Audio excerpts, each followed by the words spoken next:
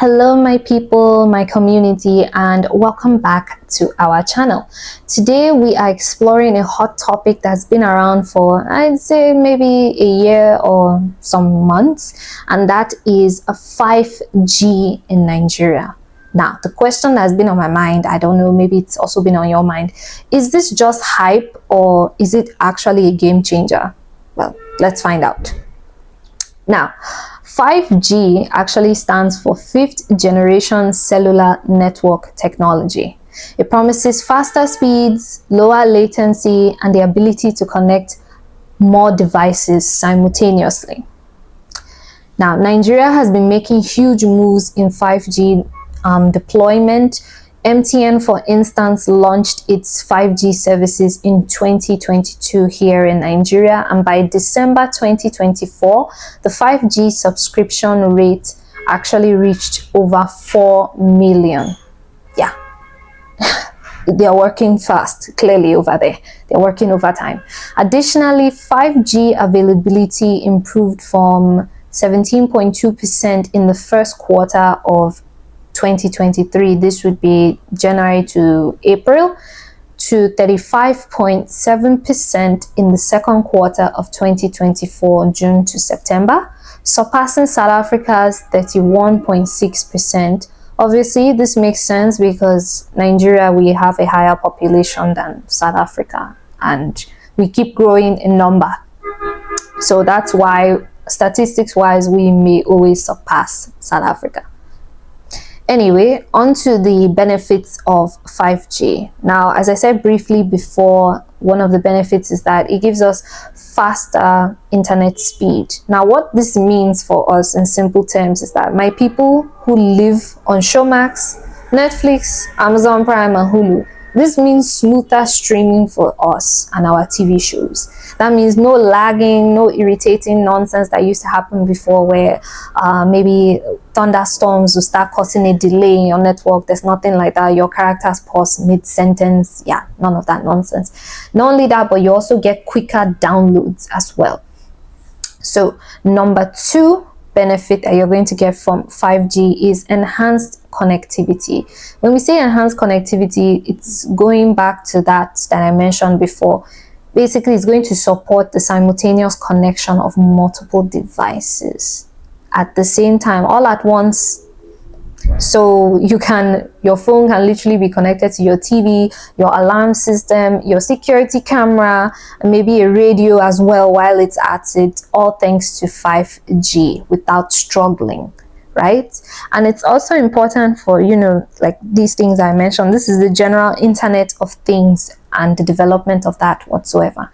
So that brings me to my last benefit that 5G has for you, and that is economic growth. Now, when I say economic growth, 5G is basically going to facilitate advancement in certain sectors like healthcare, education, and finance. How is it advancing education, you may ask? Well, during the time of COVID-19, where students had to do online schooling and everything, 5G was helping schools and many students was helping many servers from crashing, because there was just such a huge amount of people all at once online trying to get access to that information and graduate on time. So thanks to this 5G, it really made us look differently at education and made people question, do you really need to physically be in class?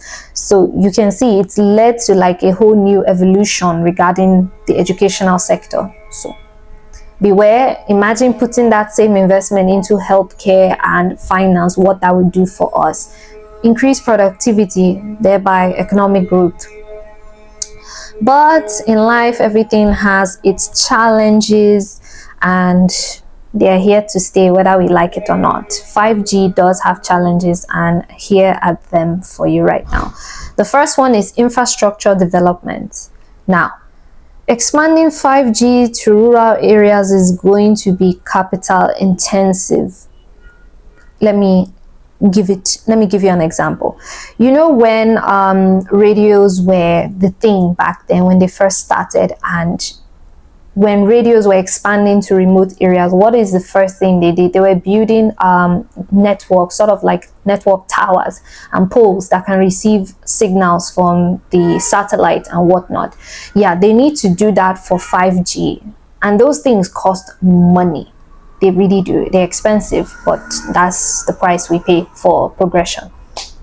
So number 2 is device compatibility.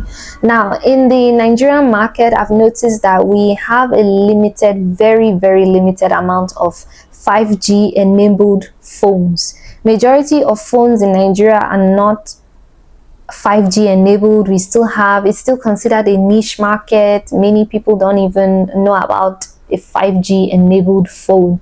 Many people feel like they don't need it. So the market is saturated with a good chunk of 4G, 3G, the ones we've been used to so far. So that means we're going to have limited access to 5G, and that will make people apprehensive to adopting it and everything, which brings me to my last challenge of 5G. The thing with 5G is that with improvements, we don't know if this is going to affect data costs. So we don't know whether 5G data is going to be so significantly expensive compared to 4G and 3G. So people may not be willing to pay that price, considering the way the economy has been showing people flames as of late these days in Nigeria. So when people hear of new things, they immediately think, price increment, and they become resentful towards that thing. It's a natural order of human beings, I guess. But despite all of these challenges, I would say that the future of 5G is promising. It looks bright because the Nigerian government's national broadband plan aim was to achieve 70% broadband penetration by 2025. Obviously, with 5G as its pioneer. So in conclusion, I would say that 5G has the potential to be a game changer, in fact, in transforming various industries and sectors before our very eyes. And while there are hurdles to overcome with this, the progress so far is actually fascinating. So I'd say, why be a Debbie Downer? Let's give it a try. Let's see what it holds for us. Maybe, virtual meetings will be changed forever. Maybe we might actually start living in the futuristic realm where we start having holograms and things like that. Wouldn't that be cool? I mean, these are just my thoughts, but let me also hear your thoughts about 5G in the comments. Just go there, drop it down below. Maybe there are things that I don't know about 5G, and I'd be happy to learn from you as well as maybe you're learning from me. So you know what we do here at the end of our video. We say thanks for watching, and don't forget to like, share, and subscribe for more videos, and I will see you on the next one. Stay tuned because it's still going to be similar to this, but bye.